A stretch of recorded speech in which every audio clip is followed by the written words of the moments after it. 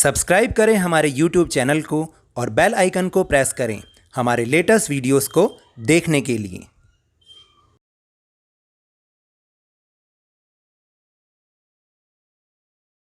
Hello and welcome to Lavneesh Sir की class.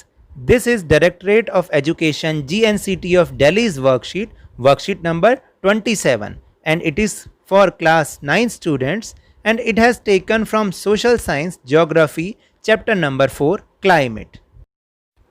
In this worksheet we will understand the meaning of weather and climate and what are the difference between them, and the elements of weather and climate, and the most important topic is factors affecting climate. यानी हम इसमें पढ़ेंगे कि मौसम और जलवायु का यानी वेदर और क्लाइमेट का क्या मीनिंग है, उनमें क्या डिफरेंस होता है, और वेदर और क्लाइमेट के क्या एलिमेंट्स होते हैं, और सबसे इम्पॉर्टेंट टॉपिक कि क्लाइमेट को अफेक्ट करने वाले कौन कौन से फैक्टर्स होते हैं.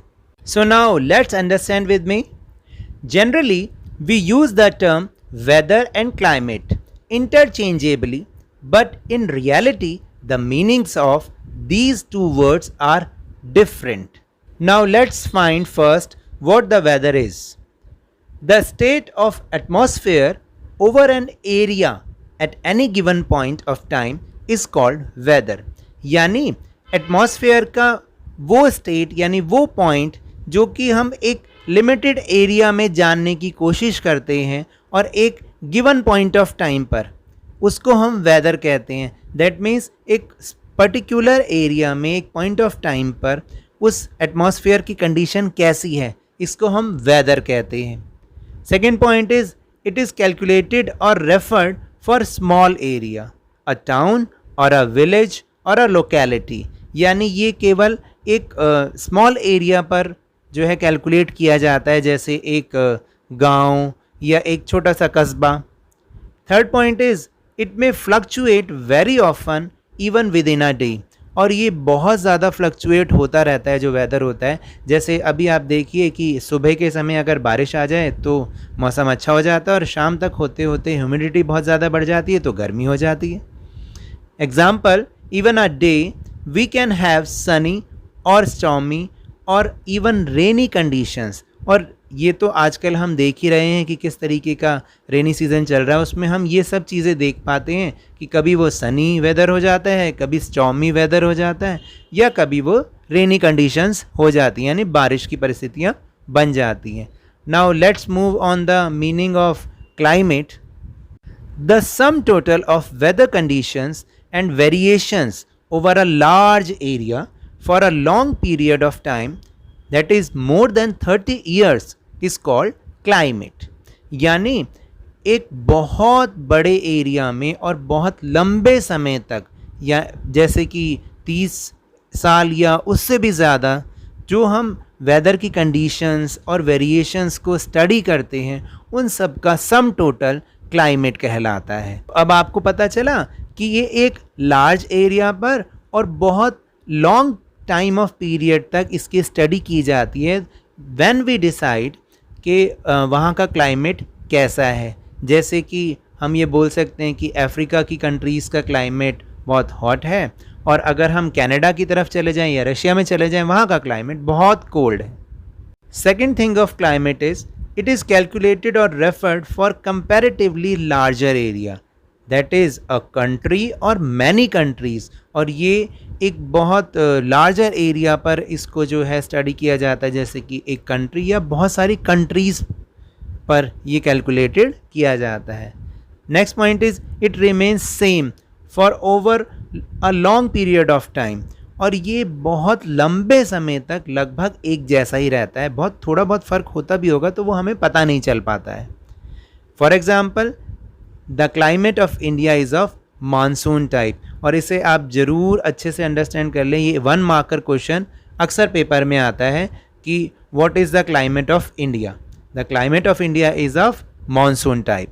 Let's move and understand the next topic is the element of weather and climate.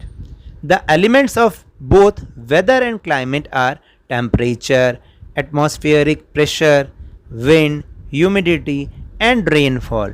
यानी ये जितने भी एलिमेंट्स हैं वो क्लाइमेट और वेदर से कनेक्टेड हैं, क्योंकि जब भी हम क्लाइमेट की स्टडी करेंगे या वेदर की स्टडी करेंगे तो हम इन चीज़ों की स्टडी ज़रूर करेंगे, जैसे टेम्परेचर की, वहाँ पे एटमॉस्फेरिक प्रेशर कैसा है, वहाँ पे विंड कैसी है, ह्यूमिडिटी है बहुत ज़्यादा, या रेनफॉल कैसे हो रही है, ये सब चीज़ों को हम स्टडी करते हैं। And the most important topic is factors affecting climate. ये 5 मार्कर क्वेश्चन है जो कि अक्सर पेपर में आता ही आता है, तो इसे आप बहुत ध्यान से समझें, बहुत ध्यान से इसको अंडरस्टैंड कीजिए। देखिए, there are so many factors which affect climate और which decide the climate of an area. First is latitude. अगर आपको याद हो तो हमने फर्स्ट लेसन में पढ़ा था कि ग्लोब पर बहुत सारे लैटिट्यूड्स होते हैं जो कि नॉर्थ ऑनवर्ड्स और साउथ ऑनवर्ड्स होते हैं। ये जो लैटिट्यूड है इनका क्या यूज़ है?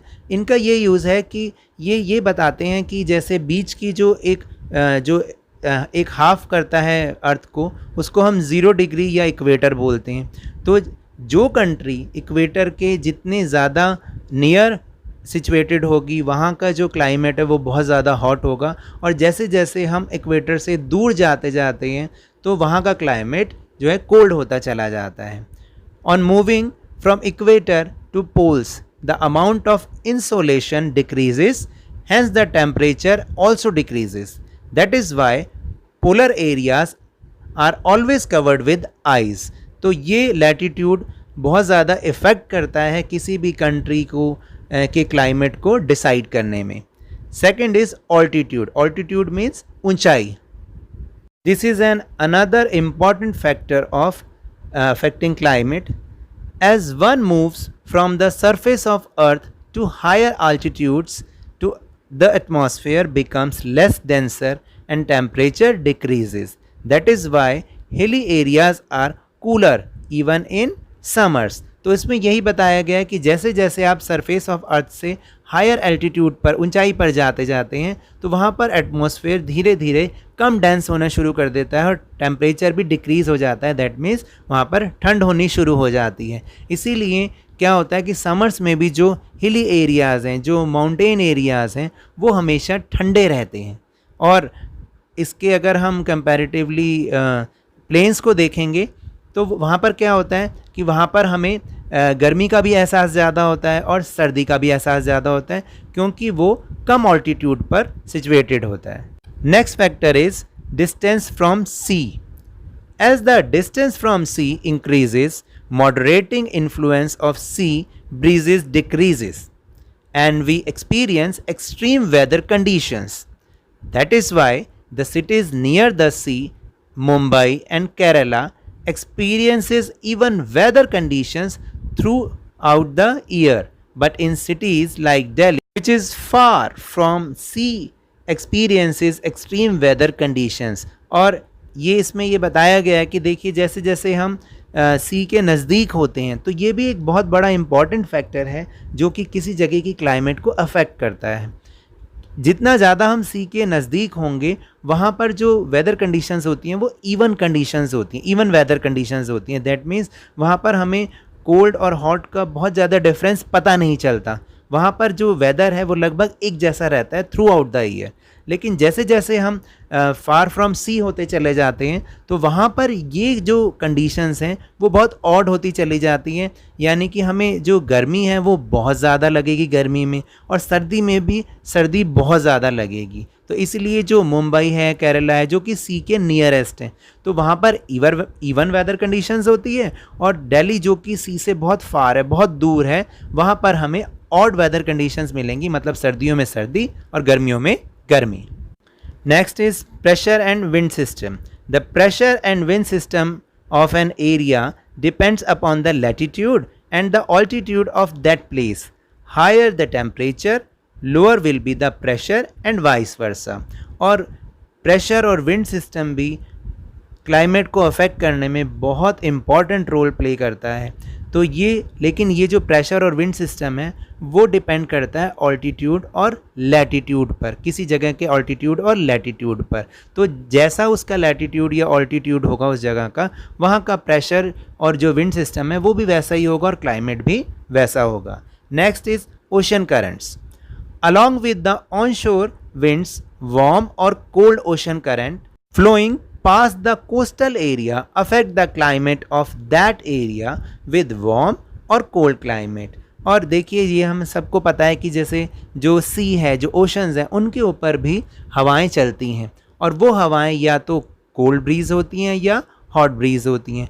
तो इसी तरीके से उसका जो कोस्टल एरिया है, अगर वो जो करंट्स हैं, जो कि वो धाराएं हैं, अगर वो हॉट करंट्स हैं तो वहाँ का जो कोस्टल एरिया है वहाँ का क्लाइमेट हॉट होगा। अगर वो कोल्ड करंट्स हैं तो वहाँ पर जो कोस्टल एरिया है उसका क्लाइमेट भी कोल्ड होगा।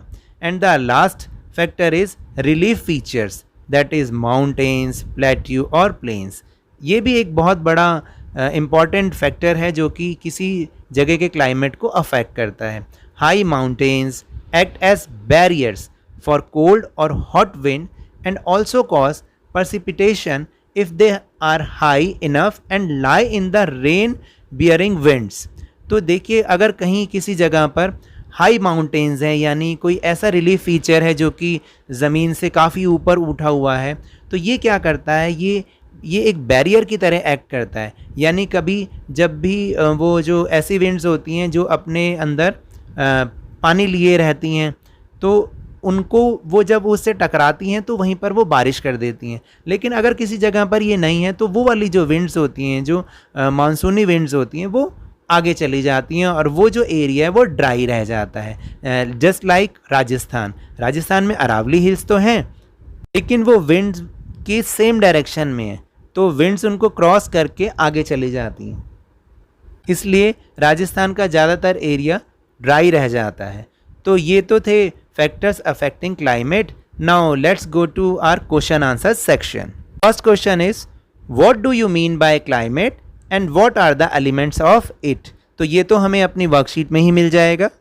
The answer is the sum total of weather conditions and variations over a large area for a long period of time, more than 30 years, is called climate. And the elements of climate are temperature, atmospheric pressure, wind, humidity and rainfall.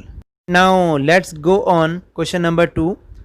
Why is there so much difference between the climate of Kerala and Delhi? और ये तो हमने अभी ऊपर discuss भी किया है, फिर भी एक बार हम देख लेते हैं। The answer is, as the distance from sea increases, moderating influence of sea breezes decreases and we experience extreme weather conditions. That is why the cities like Kerala near the sea even weather conditions throughout the year, but in cities like Delhi, which is far from the sea, experiences extreme weather conditions. यही हमने ऊपर भी discuss किया था। Now let's go on question number 3.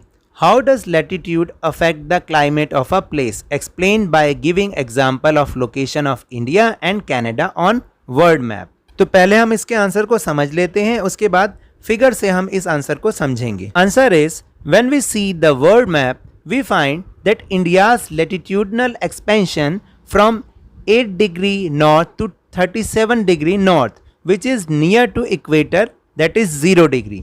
That's why there is hot climate in southern India.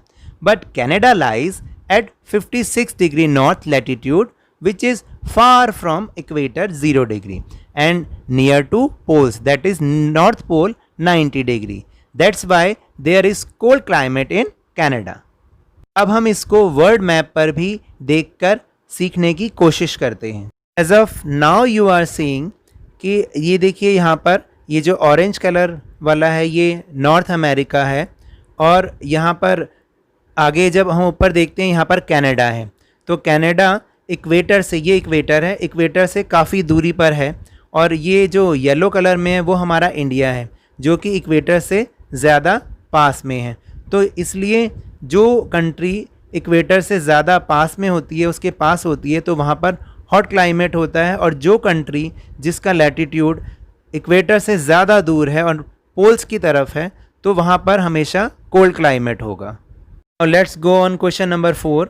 Calculate the maximum, minimum and average temperature and rainfall of Delhi for the month of July/August by preparing a chart.